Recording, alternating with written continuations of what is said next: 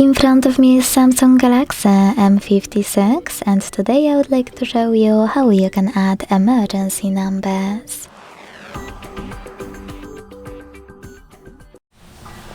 Begin by opening Settings and scrolling to hit Safety and Emergency.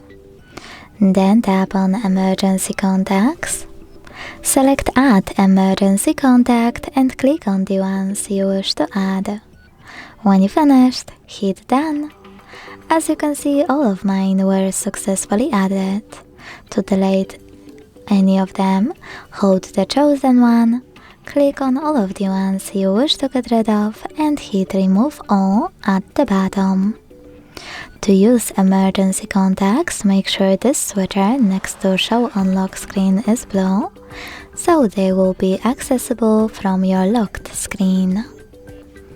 Thanks so much for watching. If you enjoyed this video, don't forget to leave a like, comment and subscribe. Bye!